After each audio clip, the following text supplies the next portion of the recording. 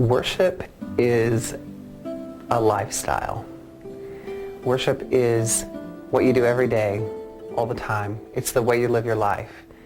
Everything you do should be done for God's glory and to bring acclaim to Him. And so even if that's being the best person you can be at your job, that can be worship. And in a corporate sense, at church, we think of worship as music, and that is a time where we come together and have corporate worship and worship together as one in unity.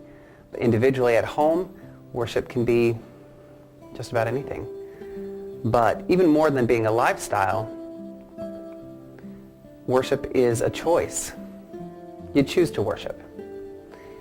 Worship is not one of those things that just happens where you're in just the right service or having just the right kind of feeling where the goosebumps hit you at just the right moment. Worship is something that you decide to do. Whether you feel anything or not, worship is not a feeling.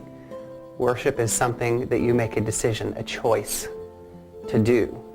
And it's an active. It is not passive. It's not something that will happen to you, where the decision will be made for you. Worship is something that requires you every day, every moment, to decide that it's what you want and it's what you want to do.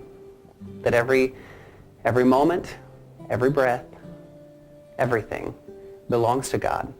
And so, it already belongs to Him whether you think so or not. The choice is whether or not you are willing to humble yourself and offer it to Him.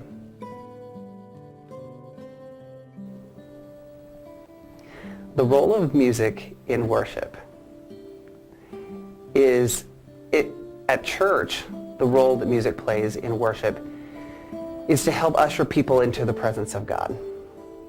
Because as much as we would like for individuals to come to church ready to worship, their hearts prepared and humbled and bowed before God and ready to offer everything that they are and everything that they have to Him, the truth of the matter is people aren't, because they're people. We're not God. Let's just face it.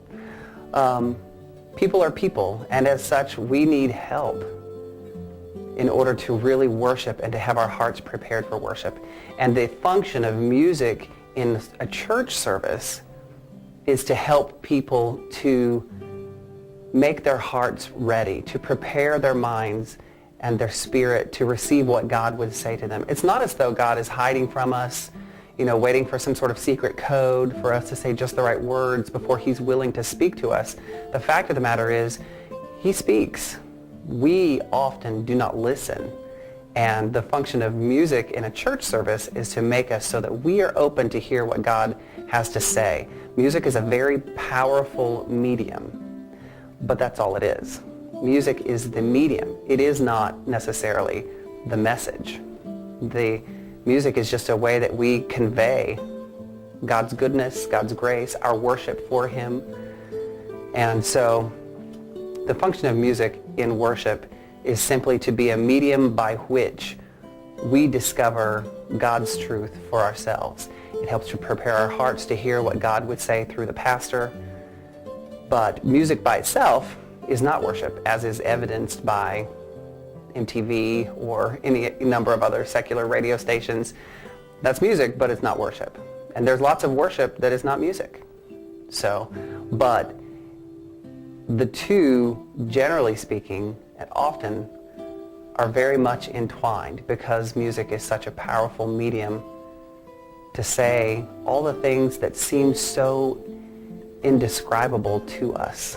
God's greatness, His mercy, His grace, the things that we can't formulate words to really even express the depth of. Music helps us convey those things because we add more depth to just words by adding a melody or adding some rhythm to it.